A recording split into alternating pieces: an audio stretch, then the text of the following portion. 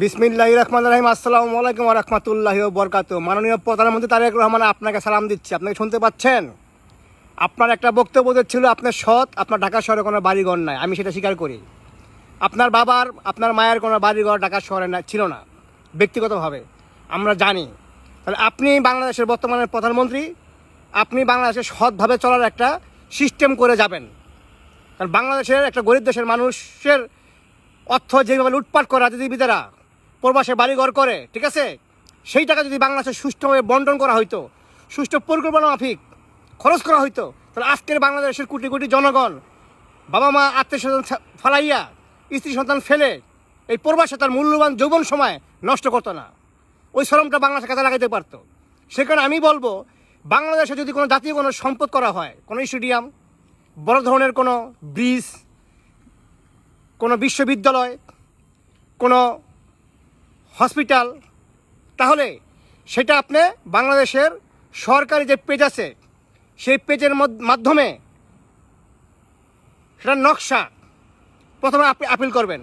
জনগণ সেখানে যেই নকশা, যারা ডিজাইনার তারা ডিজাইন দিবে, জনগণ যেই নকশাটা পছন্দ করবে, বেশি জনগণ মতামত দিবে, সেই নকশাটা রাষ্ট্রপক্ষ সিলেকশন করবে। তারপরে টেন্ডার যারা দিবেন, টেন্ডারের তারা কী ধরনের ম্যাটেরিয়াল ওখানে দিবে তৈরি করার সময়, ওটার বাজেট কত, ঠিক আছে, তার চাহিদা কত, এবং যেটা সবচেয়ে জনগণ মনে করবে যে এই টেন্ডারকে, এই লোককে বা এই কোম্পানিকে টেন্ডার দেওয়া যায়, সেই কোম্পানি টেন্ডার পাবে। অর্থাৎ কোনো দলীয় নেতার, এমপি, মন্ত্রীর আত্মীয়করণের মাধ্যমে যেন টেন্ডারটা না পায়। তাহলে বাংলাদেশের জনগণের ট্যাক্সের পয়সাটায় সৎভাবে একটা সুষ্ঠু জিনিস তৈরি হবে। আপনি একটা হাসপাতাল প্রতি বছর একটা দিনে না করে আপনি 5 বছরে একটা বড় হাসপাতাল করেন, একটা ক্যান্সার হাসপাতাল করেন বা একটা বড় ধরনের হাসপাতাল করেন, ঠিক আছে, কিন্তু সেটা যেন মজবুত হয় এবং পরিষ্কার পরিচ্ছন্ন হয়। দ্বিতীয়ত, এই যে টেন্ডারবাজি করে, চাঁদাবাজি করে একটা প্রকল্পের নামে যে দুর্নীতি করে, এই টাকাটা জনগণের ট্যাক্সের টাকা। এটা আপনার আমাদের কারো ব্যক্তিগত টাকা না, জনগণের ট্যাক্সের টাকা। এই টাকাটাতে প্রবাসে লুটপাট করে এমপিরা, মন্ত্রীরা বিদেশে বাড়িঘর করে, ছেলেপেলেকে লেখাপড়া করায়, চুরি বাটপারি করে, এটা বন্ধ করার জন্য আপনি ওই চুরিটা যেন কথা না পারে, এই জন্য সৎভাবে, যদি আপনি নিজে ধান্দাবাজ না, আপনার নিজের বাড়িঘর ছিল না, তাহলে আপনার নামে বিক্রি করে, যে পরিবার নাম বিক্রি করে, যারা ধান্দাবাজি করবে, জনগণের ট্যাক্স লুটপাট করবে, জনগণের ট্যাক্সের পয়সা কোটিপতি হবে, তাহলে আপনার দলের বদনাম হবে, আপনার বদনাম হবে।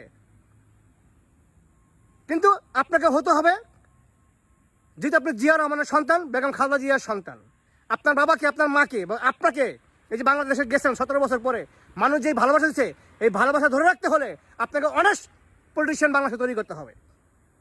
এবং আপনি বাংলাদেশের প্রত্যেক জেলায় এখন থেকে ঘোষণা দিতে পারেন যে প্রতি বছরে যারা কুটির শিল্প করবে, মানে ছোট ছোট একদম পলিথিন ব্যাগ থেকে শুরু করে কুটির শিল্প, মানে যাবতীয় যা বাংলাদেশের দরকার, যেটা বর্তমানে চায়না থেকে নেয়, জাপান থেকে নেয়, ইন্ডিয়া থেকে নেয়, এই জিনিসগুলো যেটা আমাদের প্রতিনিয়ত মানুষের প্রয়োজন আর কি, সেই কুটির শিল্প ব্যাপারে আপনার নজর দেন। প্রত্যেক জেলায় জেলায়, যে জেলায় কুটির শিল্পের কাজে যে সবচেয়ে কোয়ালিটিফুল জিনিস তৈরি করতে পারবে, তাকে আপনি 1 কোটি টাকা পুরস্কার দেবেন জেলাভিত্তিক।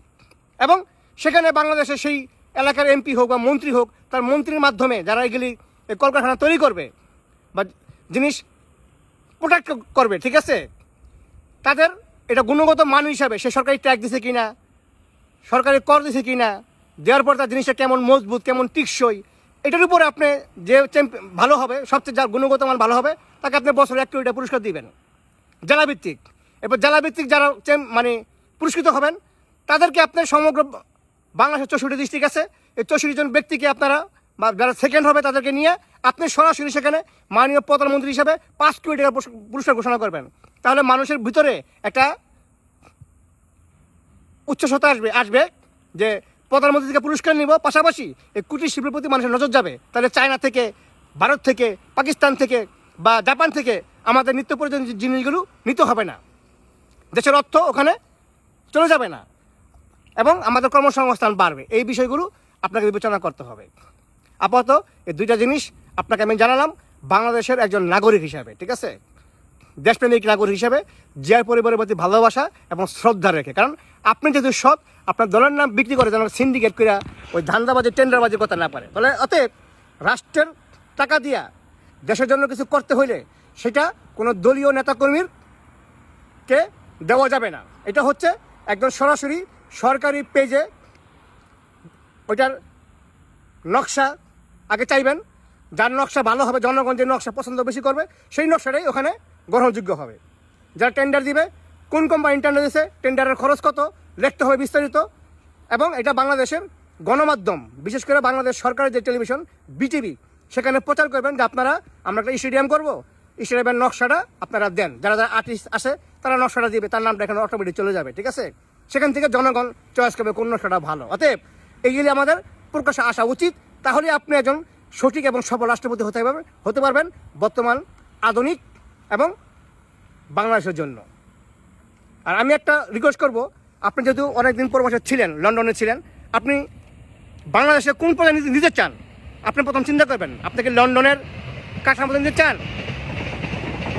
তাহলে আপনি লন্ডনকে ফলো করেন, লন্ডনের আইন শৃঙ্খলা কেমন, লন্ডনে কিছু করতে গেলে কীভাবে চায়, কীভাবে করে। অথবা আপনি জাপানকে ফলো করতে পারেন, জাপানের অনেক কিছু ভালো ভালো জিনিস আছে যেগুলি আমরা আসলে জানি না, ঠিক আছে? জানার চেষ্টা করেন।